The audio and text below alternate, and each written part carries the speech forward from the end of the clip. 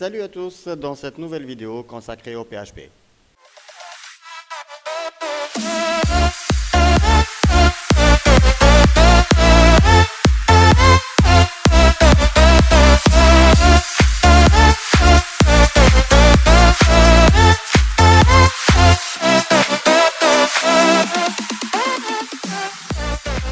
Dans cette vidéo, nous allons parler de l'histoire de PHP. La première version de PHP est apparue en 1994 et fut créée par Rasmus Lerdorf, qui était une bibliothèque en C pour la sauvegarde des informations des visiteurs de son site web personnel. Il l'appelle Personal Homepage Tools, d'où l'appellation PHP. Rasmus fait évoluer le langage pour communiquer avec des bases de données. En 1995, le code est publié et devenu accessible à tout le monde gratuitement. En 1997, la version 3 du PHP apparaît et le moteur interne de PHP est réécrit. Sa grande amélioration est la possibilité d'extension.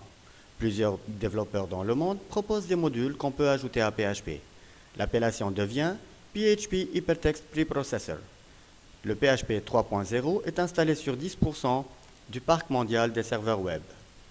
Le PHP 4 est apparu en 2000. Il a été réécrit et repose sur le ZendEngine 1 avec les variables super global, get, post, session, etc. La version 5 apparaît en juillet 2004 et repose maintenant sur le moteur ZendEngine 2. Elle a une meilleure performance et améliore la programmation orientée objet et la communication avec les bases de données avec les PDO PHP Data Objects. Cette version reste en développement jusqu'en 2017, de la version PHP 5.0 jusqu'à PHP 5.6.32. En 2015, la version 7.0 apparaît et elle repose sur le ZendEngine 3. Elle supporte le 64 bits pour Windows. En novembre 2017, on dispose de la version 7.2.0.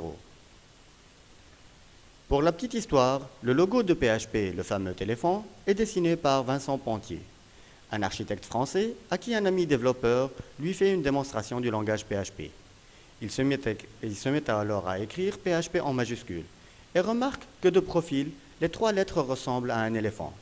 Il fait alors un croquis et l'envoie à Jean-Pierre Deslius, le propriétaire du site PHP Info, qui est aussi par hasard un collectionneur d'éléphants. Vincent dessine le logo et le publie sur le site sous le nom Elephant, comme un jeu de mots. Et cet éléphant devient aussi célèbre que le pingouin de Linux. Voilà pour la petite histoire de PHP qui reste encore à écrire pour le futur de ce langage.